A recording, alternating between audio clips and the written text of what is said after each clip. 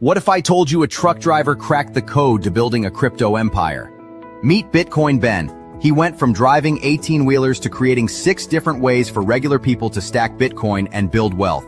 This isn't just another crypto course. This is a complete ecosystem where you earn while you learn. First up, the confidential bulk purchase program. Get Bitcoin at wholesale prices through group buying power. Then there's Home to HODL. Convert your home equity directly into Bitcoin instead of cash. Need funding? The Loans for Bitcoin program gets you the capital to buy more crypto. Want passive income? Private Key Capital puts your Bitcoin to work. Hungry for something different? Bitcoin Ben's tokenized beef lets you invest in real cattle backed by blockchain technology. And if you want to mine? Bitcoin Ben's mining program gets you started with the right equipment and knowledge. But here's the kicker. Bitcoin Ben's Crypto Club pays you to learn. Earn 10% on direct referrals, 5% on second level, 2% on third level. This might be the only membership where you make more than you pay. Ben went from 10 years behind the wheel to becoming the world's most unlikely crypto expert. Now he's sharing everything through live training, community events, and proven systems that work. Ready to stop watching from the sidelines? Join Bitcoin Ben's Crypto Club today and start stacking sats while building your financial future. Your truck driving days are over. Your crypto empire starts now. Good morning, everybody. It's your favorite truck driver in the whole wide world, ex-truck driver in the whole wide world, Bitcoin Ben. Hang on a second, a little bit of coffee. Now we'll wash it down with a little bit of Red Bull. And let's smoke a cigarette. Welcome, everyone. And yes, I will probably live for about another 45 minutes, but it's going to be a good life. Good morning, everyone.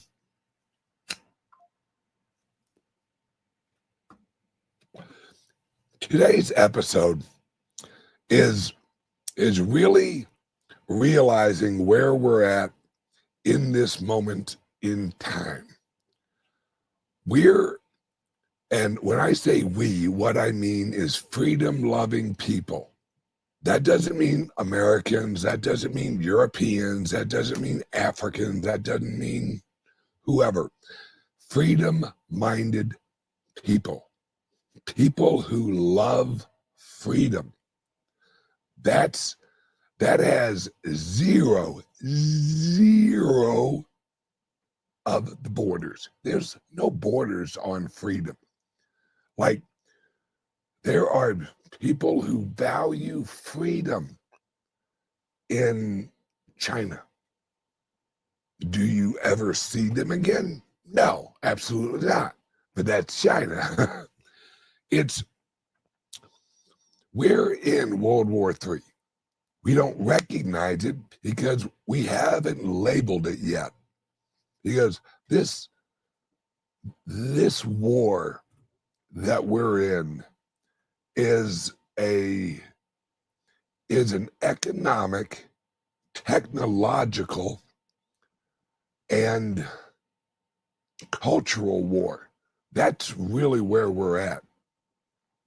You have the progressives, the communists, the socialists on one side.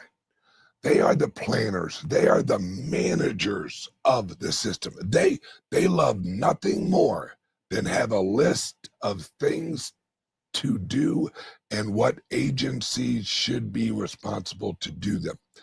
Now, do they ever really achieve their goal? No. That's what managers do. They set up things, but they never really accomplish anything because their goal is the system, not the results. They don't care if your children are educated the best. They only care that through their system, the children get the education in which they feel they need. The system educates to keep the system running.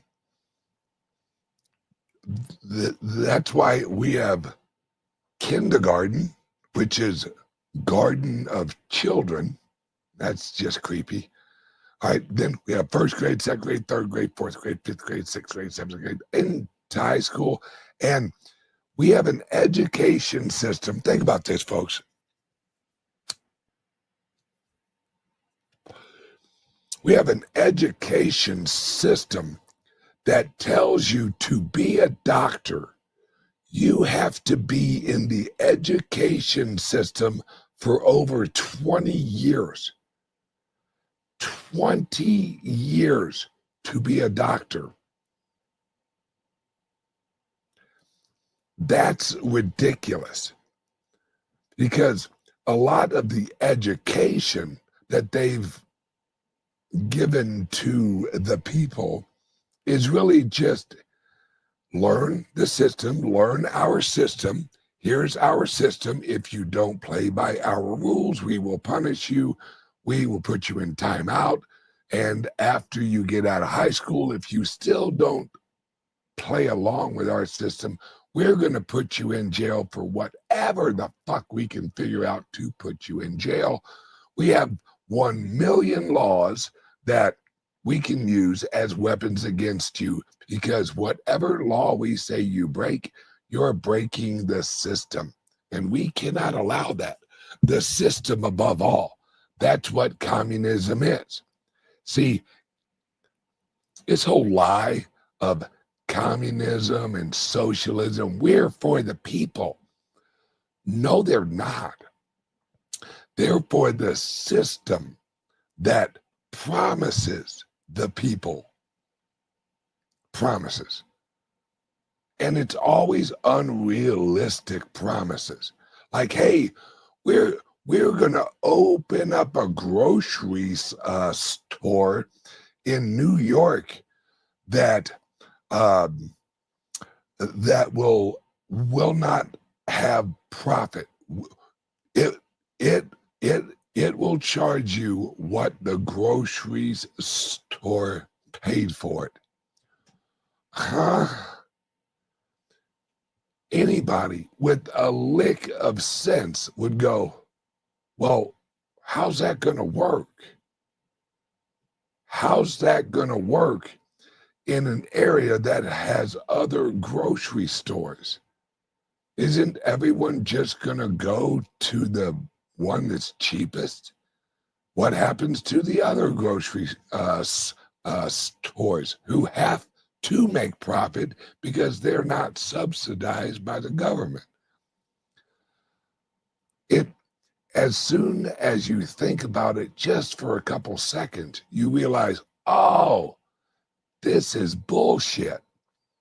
That one grocery store will lead to all grocery stores ran by the government.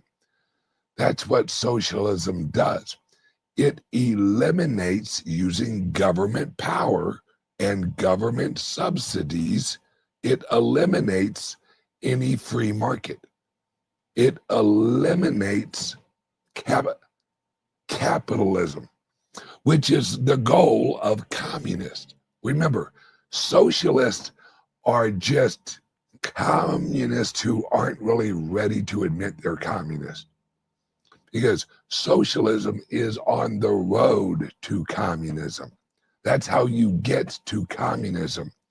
And what I just explained of you have a grocery store that doesn't really have to make profit, so it basically runs out all of the other actual competition. That is the socialist program. That is the socialist mechanism that leads to communism. Because once you run out all of the mean capitalists, then all you have is communists, where all of the grocery stores are ran by the government. Well, let's see. We have an example of that, the USSR. We have other examples, but I'll use USSR because the most people know about that. All right, the USSR grocery store was let's just say a USSR grocery store was just a bread line without the line. They were inside of the building. You just didn't see the line because free markets and freedom is the only system that works for everyone. Everyone. Communism thinks that they can manage an economy adequately where all of the participants in the economy get what they quote unquote need. Now, the little secret they don't tell you is they may give you what you need, as in they may just give you enough calories to survive. Communism can never give you what you want because want is very relative. Want only exists in capitalism because if you want, let's say you want a shirt that has long sleeves and is blue, and you want it to say, I love rock and roll. And you want a certain size because you're a certain size. And well, communism is not going to, as they say, waste valuable economic resources for such needless shirts. They're going to produce shirts and everyone's going to wear the same fucking shirt. And everyone will be equal. We will all look equally stupid. That's what communism produces. It will give you a shirt, but it won't give you a choice of a shirt. And choice is what humans are based on. We are actually based on our preferences. If you aren't free to choose what type of shirt you want, then you're not free. Because if you go to the government store and you're like, I'll have one shirt, large, please. And they hand you the same brown shirt that you fucking are wearing, then you're like, oh, thanks. There's no happiness in achievement. Can you imagine Christmas morning in USSR? Dad, what'd you get me? The same thing I got your fucking brother and the same thing the neighbor got. A horse with with wheels and you could push it around. Merry fucking Christmas, Gorbachev. Without free markets, there is no creativity. And without creativity, humans, we die. We mentally die. If you aren't allowed to have a crazy thought or a crazy idea, or you see something and you're like, ooh, I could make that better. Communism is the economic system of good enough. How's our bread? Well, it's good enough. How is our meat? What meat? We killed all the farmers. Okay, how's our porridge? It ain't bad. It's good enough. I mean, everything in communism is good enough to not die. And eventually you die because the system of good enough, there is no accomplishment. There is no inner self-pride. When you go to work at a communist fucking factory and you're making brown shirts just like the rest of the fuckers, and and you actually go home and your wife's like, how was work today? You was like, well, I didn't get shot because I thought, I went crazy. I made a blue shirt. And communism assumes that humans are easy for me to say, mechanistic. They assume you can put a human in a plant for 40 fucking years. I saw it happen to my dad, and he worked at the post office in America. That job destroyed that man's soul. Well, and of course my mom, that guy didn't have a chance. He was at work. He was getting his soul fucking destroyed. He came home. My mom would really kind of top off the whole soul fucking destruction idea.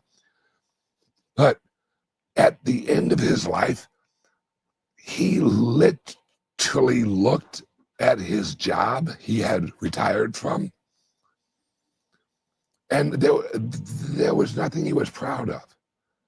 And I remember one time he said, well, everyone got their penthouses. And I'm like, well, fucking good for you. Now, I would also say, well, everyone also got their Christmas cards. So I would like try and shine a bright light on it a little bit. But every Washington, D.C. is a systematical economy. The government is systematic. It's paper pushers. It's, this is F17J9 file. This goes over to F1J79 file folder. Well, George, he handles that file folder. I'll go, I'll set it on his desk instead of walking your ass over to put it in FJ, whatever the fuck I said.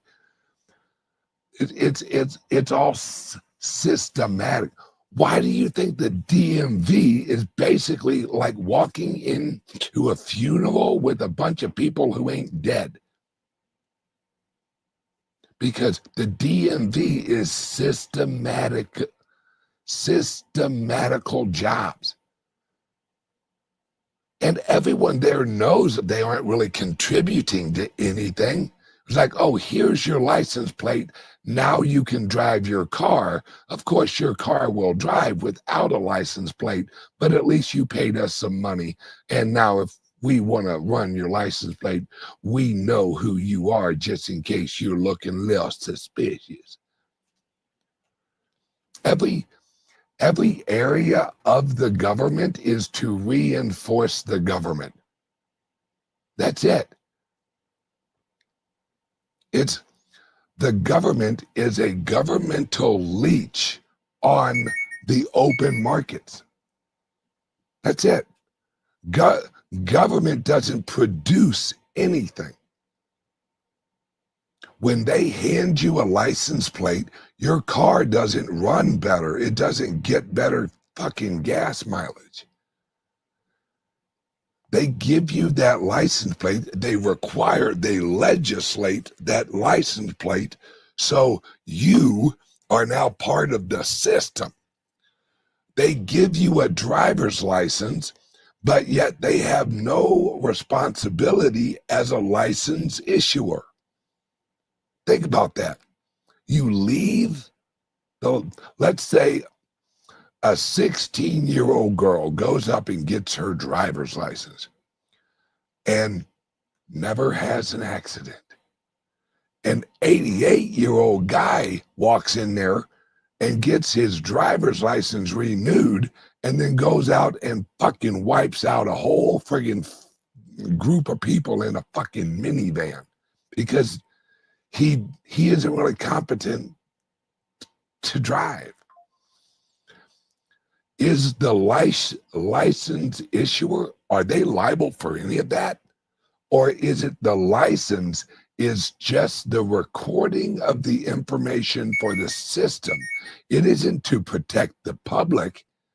It's to record in the bureaucracy that Joe Schmo, who's 88 years old, has renewed and given us our money.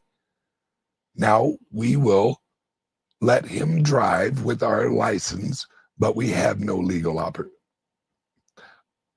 we aren't legally liable for anything that Joe does with this license. Then why have the fucking license? Because it's just a ledger of tracking. It's a ledger of, if you want to know the truth, legislation is just, in the government's eyes, job creation. That's all it is. If you legislate, you have to have license plates. They view that as creating jobs. Well, we created all the jobs at the DMV. Well, they're useless jobs. Hey, grab this shovel, fucking go dig a hole. As soon as you get done digging the hole, I want you to fill it up with dirt. It's the same fucking thing. But that's how government bureaucrats look at the economy. They're like, oh, we need more jobs. Let's legislate taxes a little bit more. That's gonna boost the GDP of tax accounting just a bit, because every sector affects the GDP, and that's all they care about. Government would rather have a useless job than no job. Capitalism is the complete opposite. It was like, if the job doesn't contribute to lowering the price so we can produce more, or efficiency so we can produce more, then it's a useless job. And corporations, just like government, once they reach a certain size, like my dad hid, and I mean literally hid, in the post office for the last probably 20 years of his life. He sat in an office waiting for a phone to ring. And I'm not exaggerating. He had no other responsibilities except for, when that phone rang, you answered it. And it rang probably once a day. And it wasn't that it would ring and then he would resolve anything. It would ring and then he'd hang up. Then he would call 2 or 3 other people and say, you need to do this, you need to do this, you need to do that. And there you go, problem solved, the mail's fucking flowing. For the rest, and he used to work overtime. That's what used to kill me. Like, you don't have enough work to keep your job legit for 8 hours, but they're giving you overtime. He knew it was all bullshit. He knew it was. That's why people take government jobs, because they know, I ain't gonna have to do shit. And when I'm done, I'll get my retirement and just move on. Government jobs are naturally leeches. They're unproductive leeches because they aren't producing anything economically valuable. Regulation is not economically viable, or regulation is not economically accumulative, where the more regulations, the better that segment gets. No. Anybody who knows anything about automobiles, once you brought in CAFE standards, it fucked up cars. It totally fucked up cars. Because all of a sudden, you're like, okay, well, yeah, this whole engine thing looks good. We're gonna fuck with that, and we're instead of having a huge piece of metal, we're gonna fuck with it. We're gonna produce it where we are going to make it more flexible so that you are protected. Guys, a 1969, let's use Impala. No, 1972 Impala. That's a fucking tank. That's a boat. We should have sent all 1972 Impalas over to Iraq. They'd have been fine. They were tougher than fucking tanks, man. And a lot more comfortable, I would say. But no. The government had to fix the industry for this horseshit global warming, which at the time was global cooling. We were all going to fucking freeze to death. Somewhere around mid-80s, early 90s. Oh, shit. Sorry, we were wrong. It's actually going to get super warm. We're all going to fucking cook. And then all of a sudden, that didn't happen. So they're like, oh, you know what it is? Climate change. That's like the weatherman saying there's going to be weather today, but not tell you what kind of weather. Is it going to rain? I don't know, but there's going to be weather today. Well, thanks, fucking Einstein.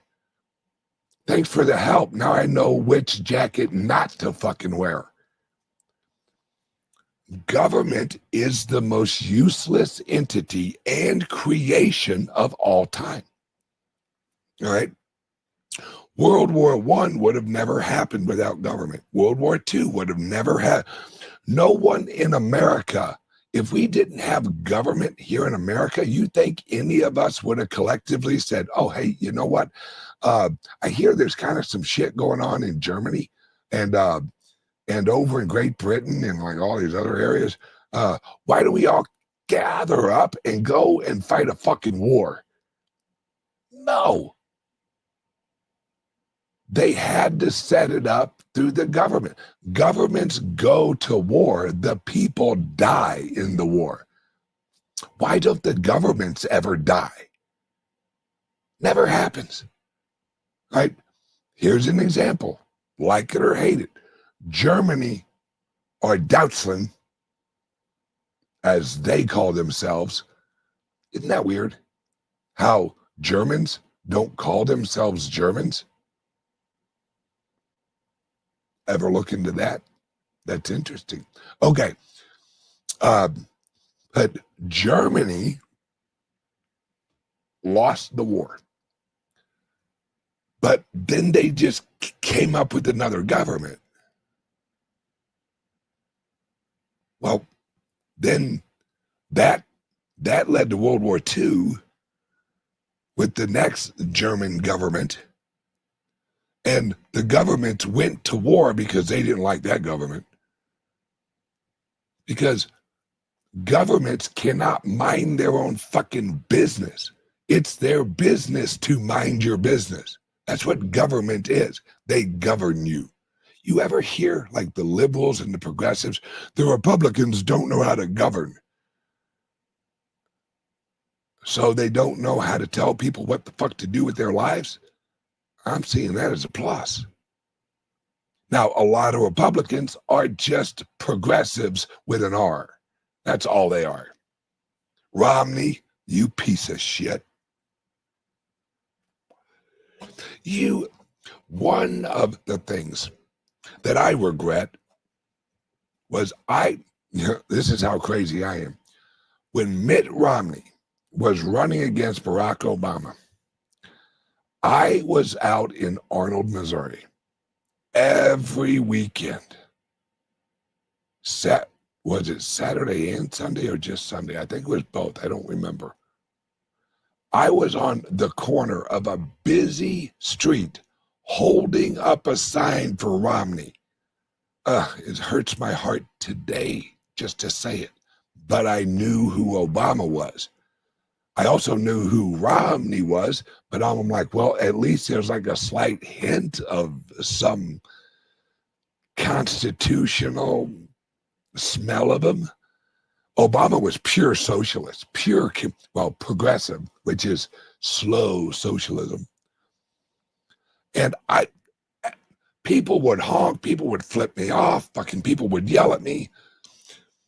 Oh, I can't tell you how many times I got called racist or you this, you that, because I believed in it. I'm like, look, this, because I knew if Obama was elected, this was such a bad idea. And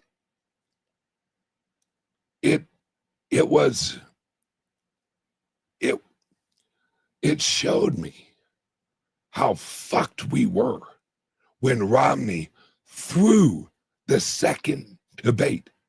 He won the first debate.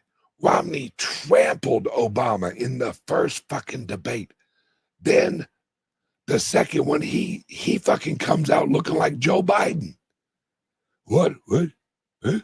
What are you doing on? I'm running for what? And then next thing you know, voila. Here's President Obama. And then up in Chicago, what does he say? We are 7 days away from fundamentally changing America. Huh?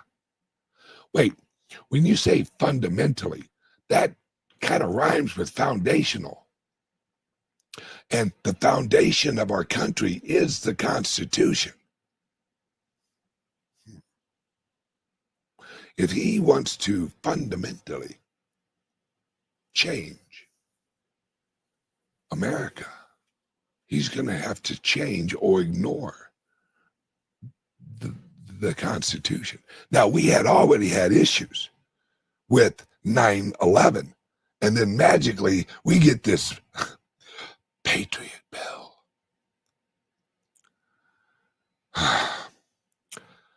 If you wanted to poison somebody, wouldn't you call it sugar? I would. Here's some sugar for you. Thanks. We are, and I don't even know if I can honestly say we're on a recovery. We're on a seesaw right now. We're on a seesaw of freedom or communism, freedom or communism, globalism, which is the new communism.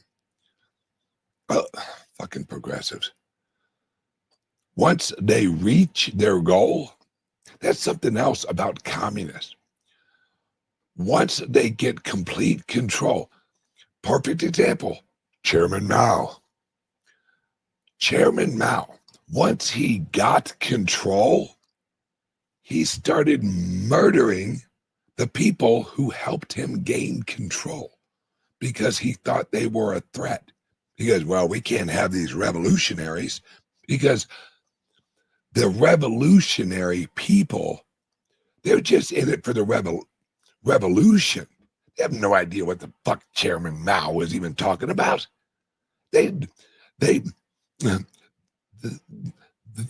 That's why they use a word so vague like utopia. Well, utopia could mean a lot. My utopia would be about America 1740. That'd be my utopia. And I do mean 1740. Pre-Revolutionary War. Because really, in reality, there wasn't any law. There was no governments. We had a couple of Reds who would swing by once in a while and kind of try and fuck with us a little bit, but not really much.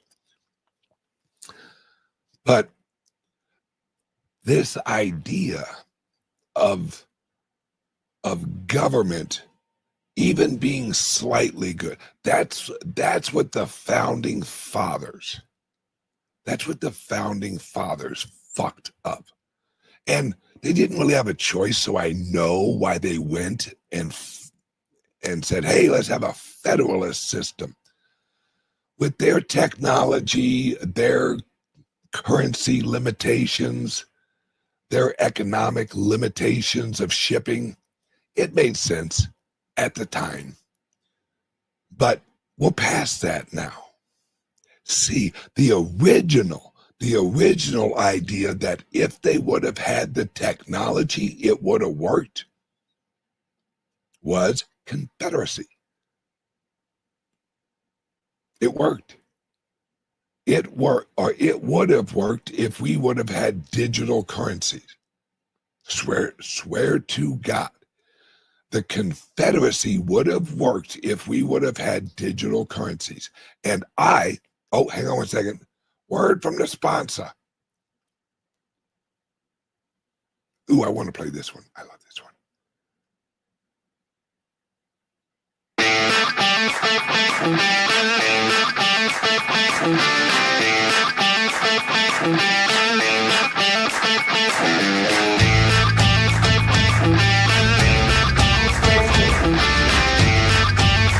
Un applauso para los miembros.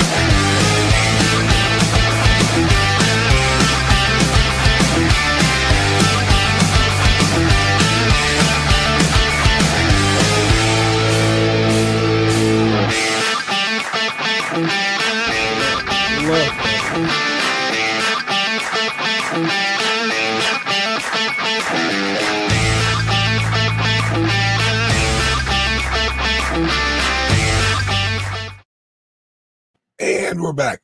That reminds me, pretty soon here, you guys are going to be able to place your reservations for our resort in El Salvador. We actually closed on it last month.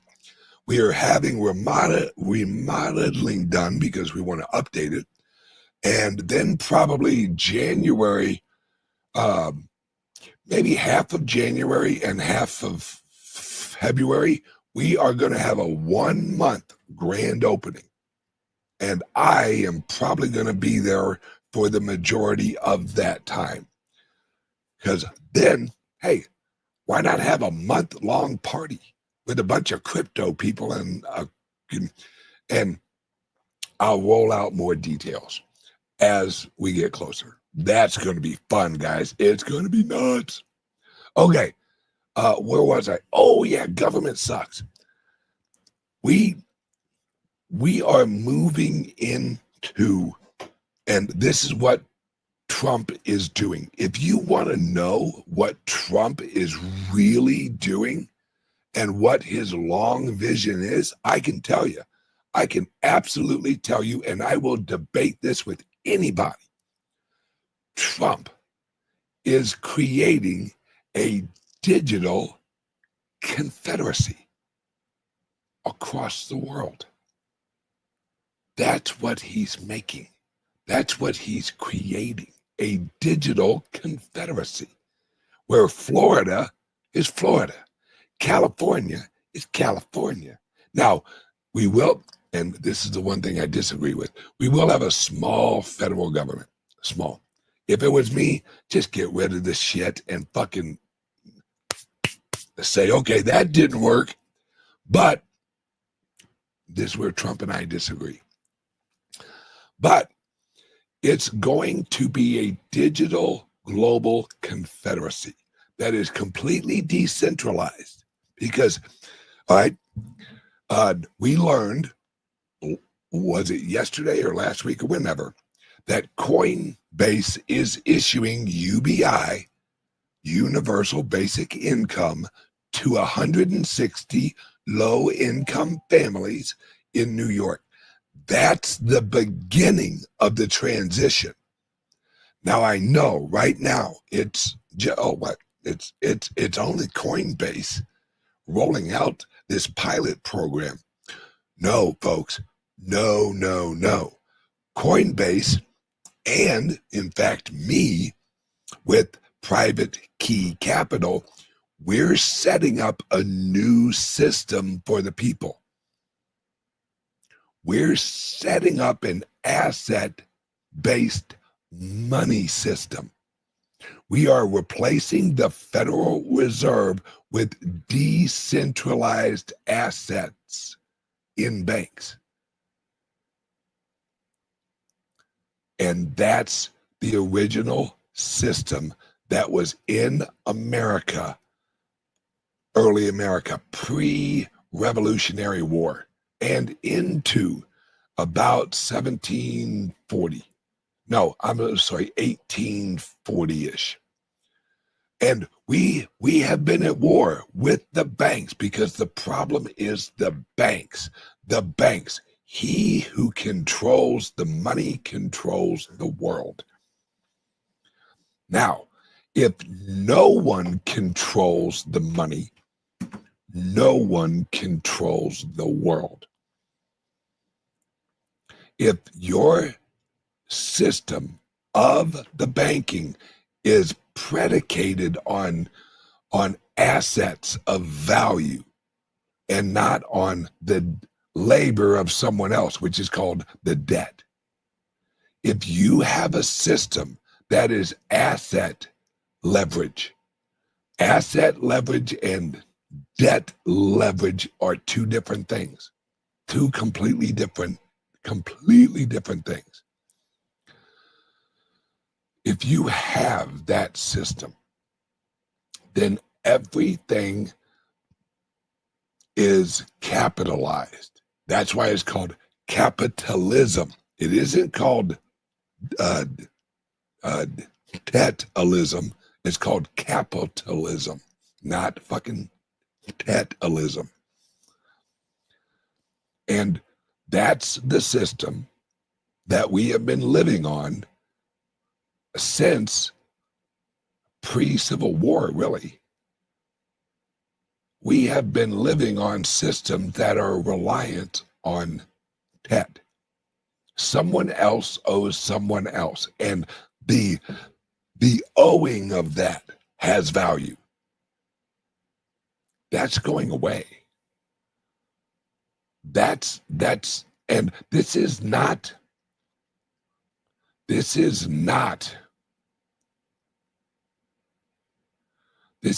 going to happen overnight. We don't want it to happen overnight. Overnight would be fucking bad, because then you have a collapse of the debt before the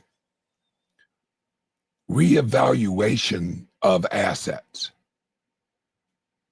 Because you don't want everyone running into Bitcoin at once. Not at once. You want it gradually. Now, I know this might not really make a lot of actual Bitcoin people happy. Don't worry, because this is the new system. This is where you have a global decentralized asset. You have the Bitcoin, which is not globally propped up from America, or globally propped up from China, are globally propped up from Russia. There is no central point of failure in the Bitcoin. It holds everyone in the world responsible for their own money printing. See, initially, what we are going to go through is we are going to, as I like to call it, the coin wars. We're going to go through what in the future I think they'll probably label coin wars, where you have USDT, you have USDTC, or what? You have a lot of digital dollars. You have digital yuan. You have digital what the fuck ever else. Well, eventually, those will all collapse because governments are stupid. They'll all collapse into the Bitcoin. Eventually. It's exactly what happened with gold. Every currency eventually collapsed right back into gold. Gold launched the currency. We'll back it with gold. We will back our receipts here at the pawn shop with your gold. And then they printed more receipts than they had of gold. Humans will human. Humans will fuck up everything. We're very good at fucking up things because we don't, because we live in an ocean of fucking confusion. We live in an ocean of randomness. We live in an ocean of opportunities that are really tragedies, but you don't know it until the tragedy happens. You see it as an opportunity, then it's like, oh, that was a tragedy. Then you see a tragedy, and after a little bit of time, it's like, oh shit, that was really an opportunity. Because it's all perspective. We live in a world of perspective. We're all gonna, quote unquote, fuck up. Right? I have a theory. Work with me on this. Right? The term fuck up. Well, what if when you fuck up, it really lifts you up? Maybe that's why we say, oh, he fucked up, instead of he fell down. I think every time that you think you're making a bad choice at that moment, or you don't choose something, and you look at it and go, oh man, I fucked up. I think every choice is just another chance at another opportunity. Like, you can't look at your life and go, oh, I'm a fuck up. Did you really fuck up? Or did you, just like everyone else, kind of make a bunch of random choices that in this very moment, you don't know the future, so you're just looking at the past? In that very moment, you may look at it and go, that was a bad choice. We're way too hard on each other, and we don't value each other's freedom enough. That is fucking so obvious. And for some reason, our societies have come up with this concoction of fucking government that is just absolutely at its creation is a bad idea. How it's shaped, how it's produced. I mean, we all vote.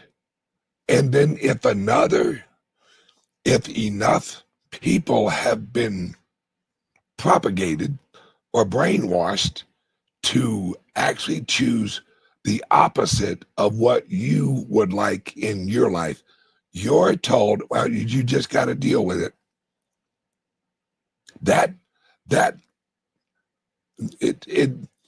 It removes individualism out of life. It removes, and it injects into your head, All right, where you're like, oh, Obama won. Oh, shit. All right. Now I just got to hunker down and try not to get fucked too bad, Obamacare. I mean, that legislation right there, number one, it was all bullshit.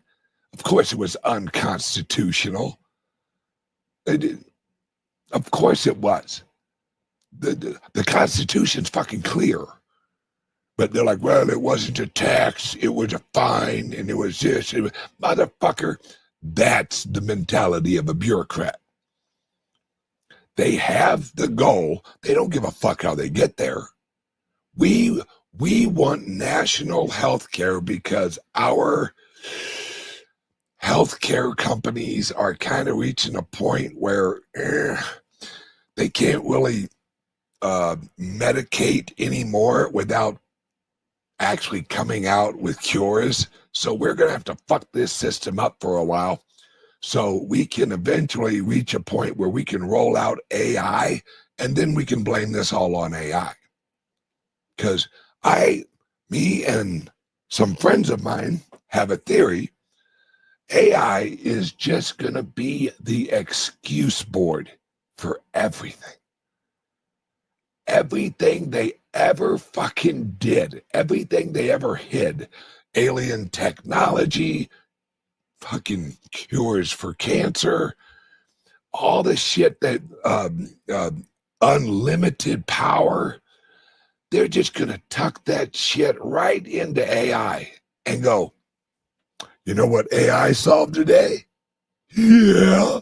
Something Tesla knew 125 fucking years ago. That's some good AI. Way to read Tesla writings. AI, and that's why they rolled out AI, guys. Do you want to know why? All of a sudden, because guys, we've had large language models for fucking years. Google was a large language model search engine. Right? In 2017, they roll out this new thing called Transformers. Oh, the Transformers will revolutionize AI.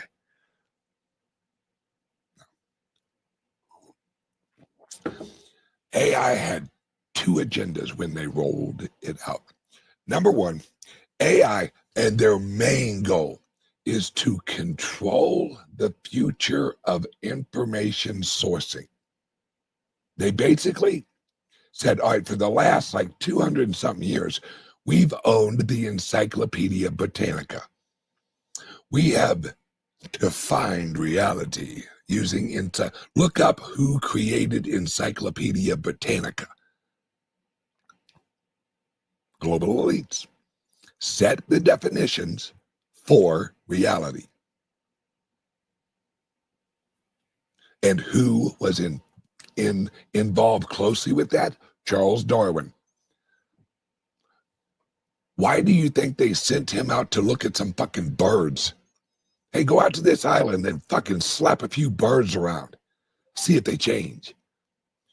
No, he was actually part of a bigger scientific movement to create the Encyclopedia Britannica of the world, known as the Encyclopedia Britannica. And AI was just the next iteration of that. They're like, okay, everyone in the world uses the Encyclopedia Britannica as their source of reality. AI is just the digital version of that. That's why I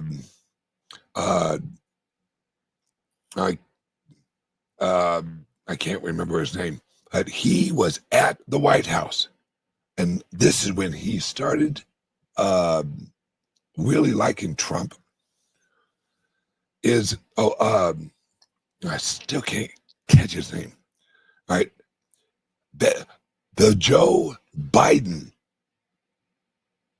group told them, do not invest in AI. We're only going to allow one. and it was OpenAI.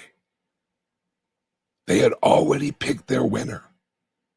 They had already set it up where Sam Altman, anyone who knows last names, Altman, alternate man, do a little genealogy history on that fucking last name. Andreessen, thank you.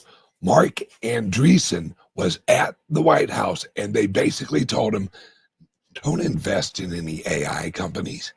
We are going to regulate where you only have one. Well, if you only have one choice, gee, that sounds a whole lot like having 3 television channels. As long as they control all 3, they set the narrative. We're in an and the second reason for AI and rolling it out, and the company's OpenAI, was they needed to draw in capital away from the Bitcoin. Guys, where would all of that AI money went to if it wasn't for AI? There was a lot, remember, pre-AI, there was a lot of money on the sidelines because there was nothing really for corporations and all these. There was nowhere to put your money that was actually safe. And that's what brought in Michael Saylor. Michael Saylor's like, God, this fucking economy's dead. We're all dying. We're losing 20% of our value every fucking year. We got to do something new. Well, Michael Saylor saw Bitcoin, and he was like, there's the answer. And they knew the rest of the global economy would run right into it because it was the only asset or only narrative of the time that was a solution. Then all of a sudden, OpenAI suddenly sends out, we have AI. Here you go. There you go. In Chat GPT. Go ahead. Yeah, tear that shit up. Go ahead. Oh, man, that thing's awesome. And then they just started accumulating side money.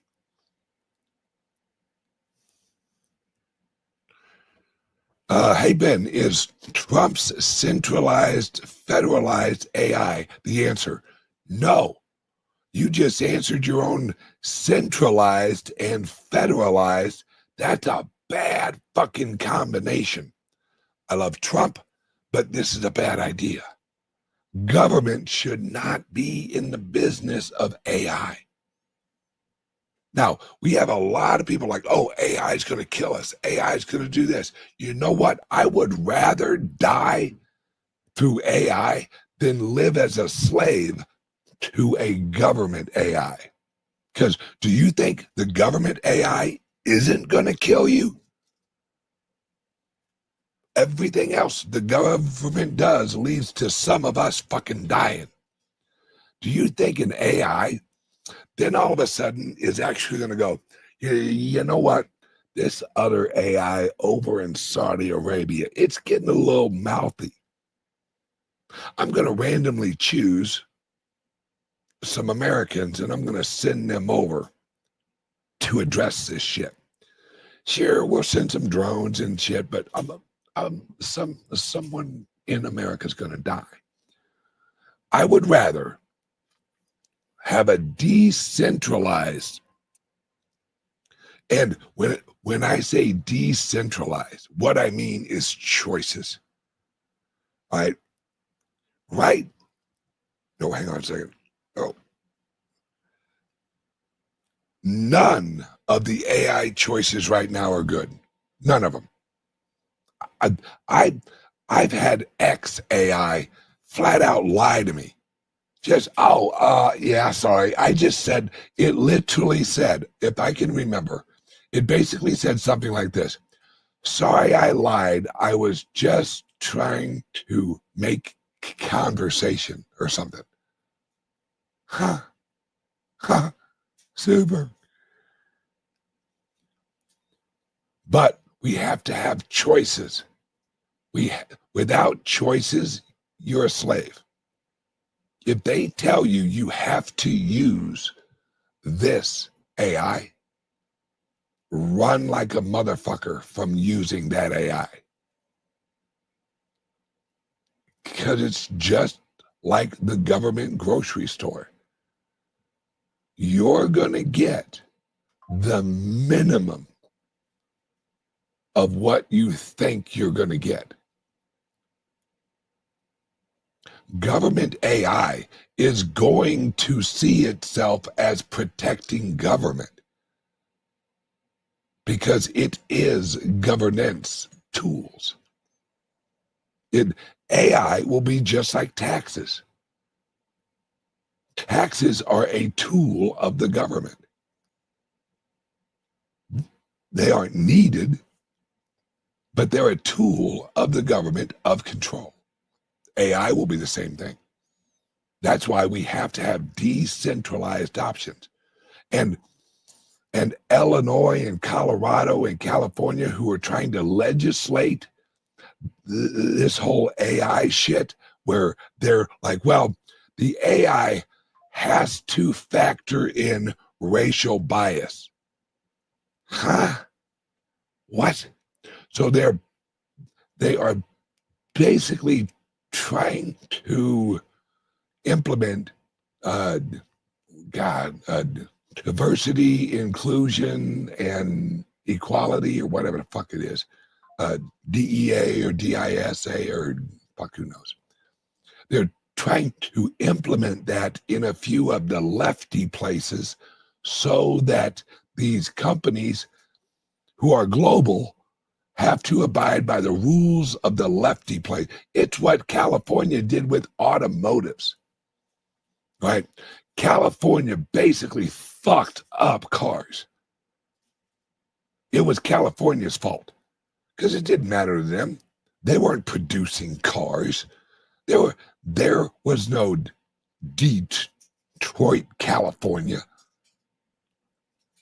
Oh, okay, thank you. Yes, DEA. Thank you, Rick Costa, the official historian of the Bitcoin Ben Show. So basically, this is the war. And where does it all resolve?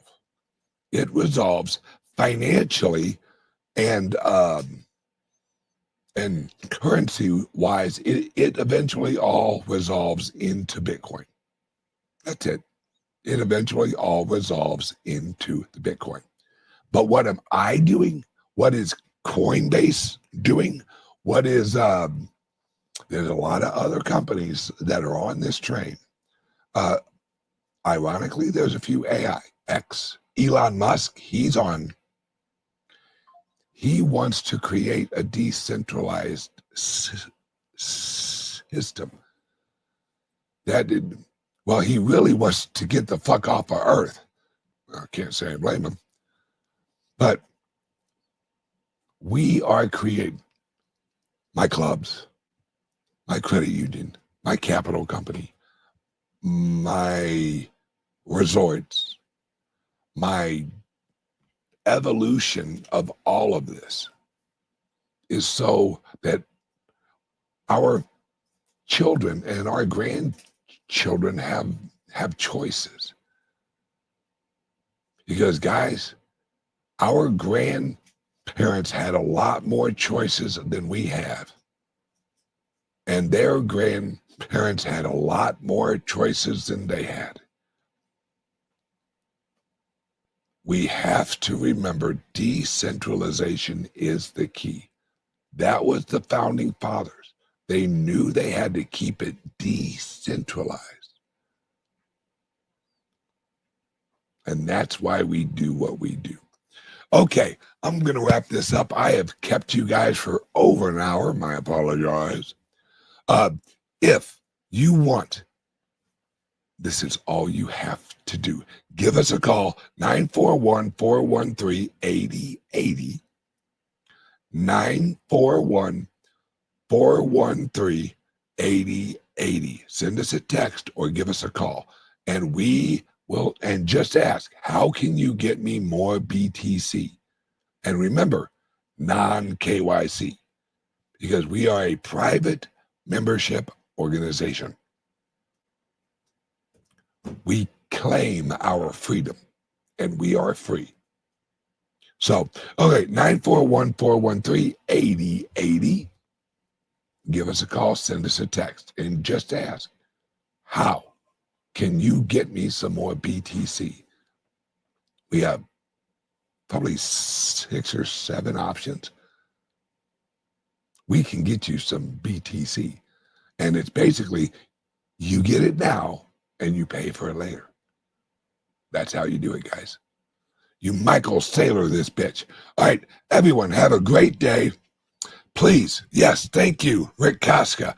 Don't forget to smash the likes and share and subscribe, whatever platform you're watching. Love you guys. Have a great day. I'll see you tomorrow. What if I told you a truck driver cracked the code to building a crypto empire? Meet Bitcoin Ben. He went from driving 18-wheelers to creating 6 different ways for regular people to stack Bitcoin and build wealth. This isn't just another crypto course. This is a complete ecosystem where you earn while you learn. First up, the confidential bulk purchase program. Get Bitcoin at wholesale prices through group buying power. Then there's Home to HODL. Convert your home equity directly into Bitcoin instead of cash. Need funding? The Loans for Bitcoin program gets you the capital to buy more crypto. Want passive income? Private Key Capital puts your Bitcoin to work. Hungry for something different? Bitcoin Ben's tokenized beef lets you invest in real cattle backed by blockchain technology. And if you want to mine, Bitcoin Ben's mining program gets you started with the right equipment and knowledge. But here's the kicker. Bitcoin Ben's Crypto Club pays you to learn. Earn 10% on direct referrals, 5% on second level, 2% on third level. This might be the only membership where you make more than you pay. Ben went from 10 years behind the wheel to becoming the world's most unlikely crypto expert. Now he's sharing everything through live training, community events, and proven systems that work. Ready to stop watching from the sidelines? Join Bitcoin Ben's Crypto Club today and start stacking sats while building your financial future. Your truck driving days are over.